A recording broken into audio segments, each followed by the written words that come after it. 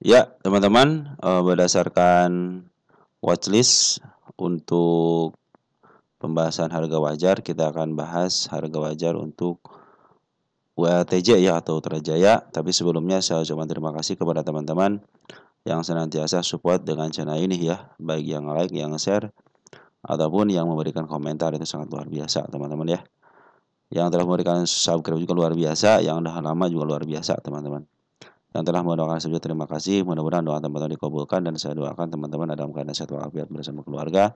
Yang telah memberikan support tank ya, terima kasih. Mudah-mudahan support tank teman-teman dikalikan 10 kali lipat dan dikembalikan lagi kepada teman-teman. Oke, kita langsung aja teman-teman, kita akan membahas emiten ULTJ. Baik, untuk statistik saya menggunakan metode PR ratio sama PBB, dan teman-teman kita akan persimpel, kita akan permudah teman-teman ya. Kenapa kalau kita ngurusin masalah keuangan sampai beberapa tahun ke belakang mungkin agak ribet juga ya. Maka saya mengusahakan untuk yang paling simpelnya dan mudah dimengerti teman-teman ya. Dan sudah ada semuanya teman-teman, gak usah ngitung-ngitung lagi, cuman tinggal klik berapa klik aja sudah kehitung harga wajarnya ya. Dan kita pakai metode yang paling murah dan paling mudah teman-teman ya. Oke teman-teman, untuk WATJ sekarang harganya 1420 ya. Nah, ini untuk net income-nya, teman perhatikan ya, dari 255 bagus teman-teman ke maaf, dari 230 miliar ke 255, artinya ada peningkatan yang sangat luar biasa teman-teman ya. Kalau kita lihat revenue-nya dari 2,1 ke 2,2 juga ada peningkatan, EPS-nya juga dari 22 ke 24 perak teman-teman. Cuman ini secara anualisnya ada penurunan ya, dari 112 ke 109. Kita akan hitung juga nanti untuk potensi dividennya berapa teman-teman ya. Kita lihat dari kuartal 1 ya, 355 ke 405 meningkat, 265 ke angka 350 meningkat. Cuman di kuartal 3 aja yang ada penurunan, teman-teman. Dari 328 ke 126 sangat turun drastis, tapi dibalas kuartal 4-nya lumayan ada kenaikan ya, teman-teman, sekitar 25 miliar ya. Nah, untuk PR rasio sekarang 12,99. Apakah murah? Kita lihat cek untuk rata-ratanya di 15, artinya masih ada 15,85 rata-ratanya. Sekarang 12, anggap aja 13, berarti sekitar ada 2 kali lagi, lumayan teman-teman ya. Tapi kalau berdasarkan standarnya belum murah teman-teman, antara 10 lah, di bawah 10 mungkin itu akan murah ya. 5, tapi tergantung juga daripada rata-ratanya berapa selama 3 tahun. Makanya saya hitung itu berdasarkan PR ratio selama 3 tahun ya. Terus untuk PBB-nya ya 2,01. Nah, rata-ratanya berapa sih PBB-nya itu? Si UATJ itu 3 ya. Nih, 3,0, artinya murah teman-teman ya. Sedikit murah dibandingkan rata-ratanya. Terus cek untuk harga wajar, harga bukunya berapa? 705 teman-teman sekarang. 1420, berarti sedikit betul teman-teman ya. 2 kali lipat ya. Terus untuk DER-nya 0,01, artinya masih sedikit lah teman-teman dibanding dengan equities-nya, lebih besar equities 7,3 triliun. Hutangnya cuma 38 miliar, artinya sedikit untuk hutangnya. Untuk ROE-nya bagus teman-teman, sekitar 15,49%, bagus teman-teman. Dividennya kemarin ngebagiin 40 ya, atau 2,82%. Payout rasionya 36,59, 37%, anggap aja teman-teman ya. Dan dia terakhir bagiin 20 tahun kemarin ya, bulan Juni. Oke teman-teman, kita akan hitung berapa sih harga wajar maaf harga wajar ULTJ ini berdasarkan rumus PR ratio ya, yaitu EPS TTM dikali dengan PR ratio selama 3 tahun. Sini saya dapat nilai 1031 10931 dikali PR ratio selama 3 tahun 15,85 teman-teman, 15,85. Loh teman-teman, ini baru nggak terlalu ribet kan teman-teman ya, cenderung santai kalau di sini ya. 1732, berarti kalau sekarang harganya 1400 ke 1700 masih ada teman-teman selisih berapa poin, teman, lumayan teman-teman, sekitar 300 poinan ya. Nah, kita akan hitung berdasarkan rumus PBP, yaitu di 705,82 705,82 dikali dengan PBB rata-rata selama 3 tahun 3,05 teman-teman ya. 3.05. Nah, kita kasih sama dengan aja. Kita enter berapa. Dan agak lambat teman-teman ya koneksinya. Hujan mungkin teman-teman ya. Baik teman-teman, itu sudah dihitung ya.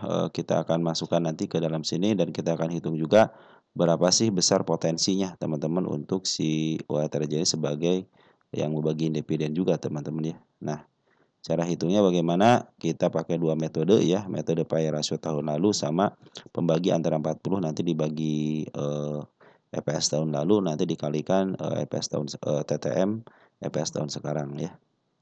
Kita pakai payout ratio tahun lalu dulu ya, sekitar 36,59. Artinya 109 nih, teman-teman ya. Belum muncul teman-teman. Ini ada kesalahan teman-teman ya. 109.31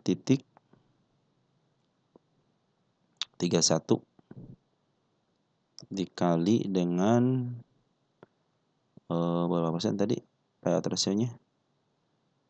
Mana? Nah, 36,59%. 36,59% ya. Masih macet juga. Masih macet juga teman-teman ya. Ini aja belum macet, masih macet teman-teman. Kita pause dulu sebentar ya. Nah, teman-teman sudah didapat ya 2152 kalau berdasarkan rumus PBP ya. Artinya sangat tinggi banget ya.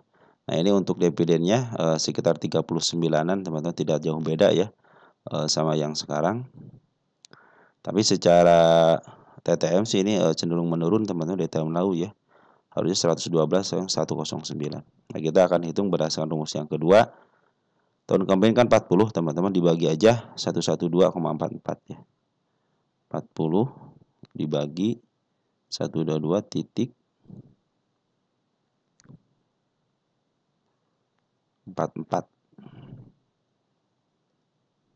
Kita hitung berapa. Dan masih macet teman-teman. Masih macet ya, beginilah teman-teman ya. Kadang-kadang kalau koneksi internet kurang baik teh bikin kesel ya. Tapi kita akan belajar bersabar teman-teman di sini ya. Kita kalikan 100 dulu teman-teman ini ya. Kali 100. Sorry. Nggak mau jalan teman-teman, tunggu sebentar ya.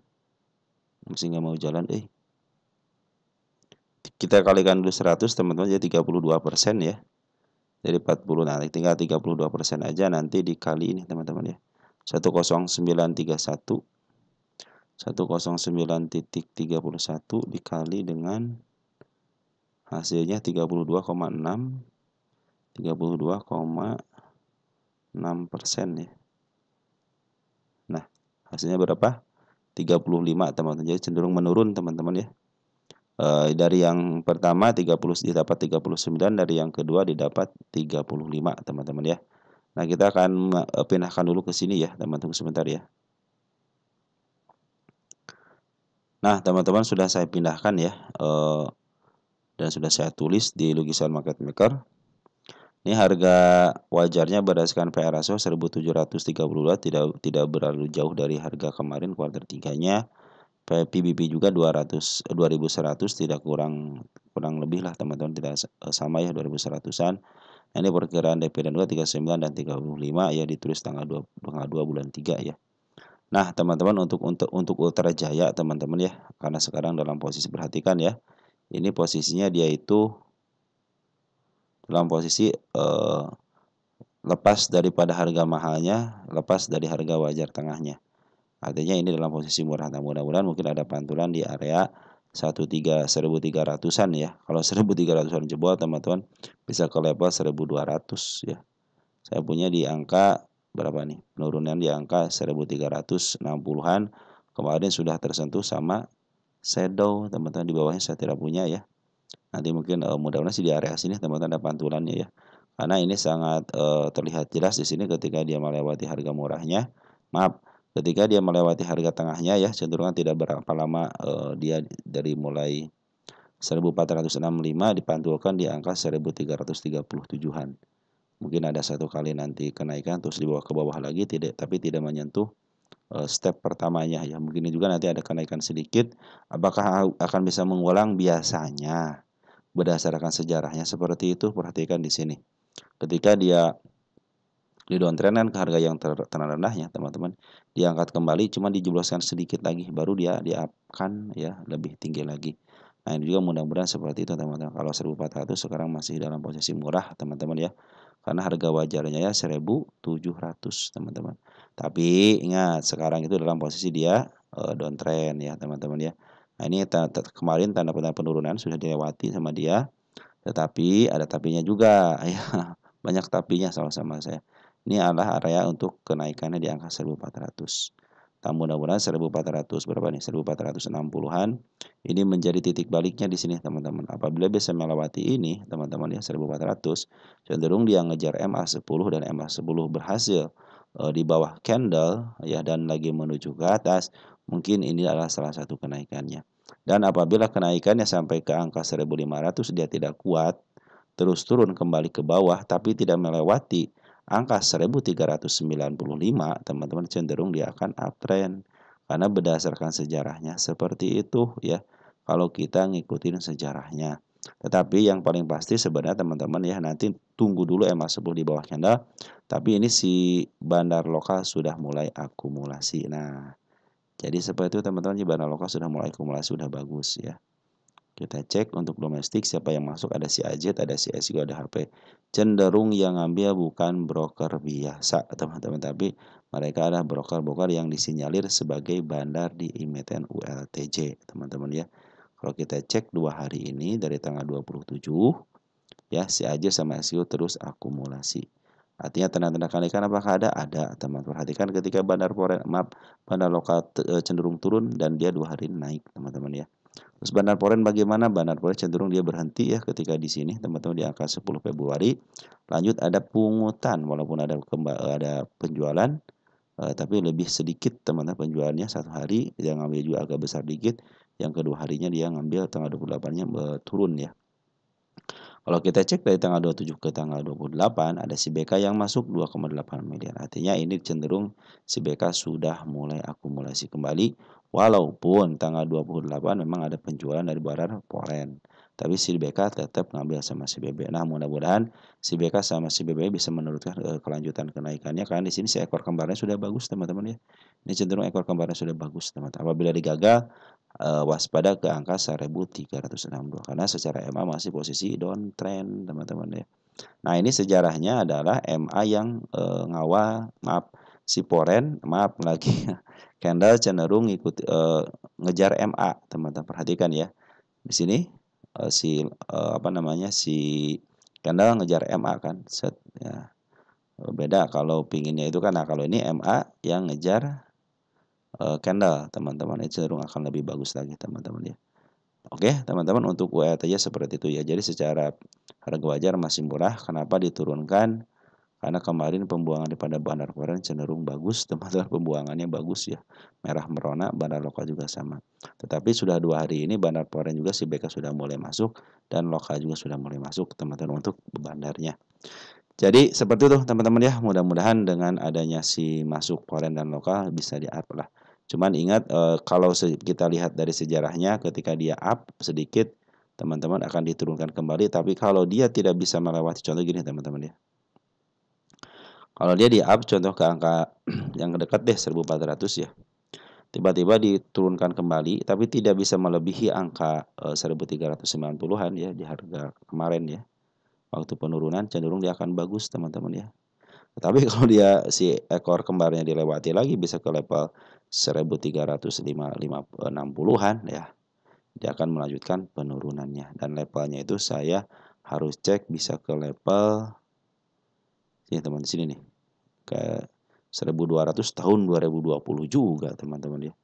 Ini kenapa tahun 2020 teman, ketika Covid itu tuh teman-teman ya. Ketika Covid teman-teman.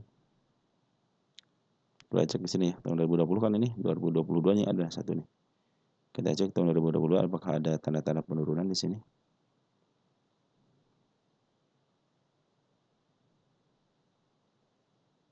Sini bagus satu nih. Ini kita hapus aja ya kalau terjadi sini nih 1360 ya. Mana 2020? Nah, tahun 2020 nih. Ya. Kita cek tahun 2020.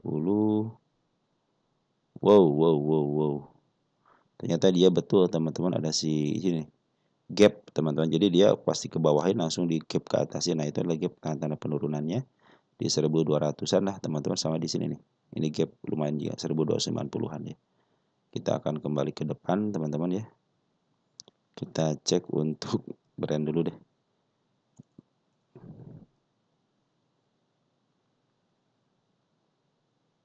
Biar ke depan maksudnya kita WLTJ. Nah, biar ke depan teman-teman kita cek ya. Double di sini nggak apa-apa lah, double teman-teman ya. Di sini ada nih 1290-an sama dia 1200 pas teman-teman sini. Kurang satu angka atau dua angka lah teman-teman ya. Oke, teman-teman, jadi seperti itu ya. Mudah-mudahan rencananya seperti itu. Mudah-mudahan di sini ada titik balik lah teman-teman ya.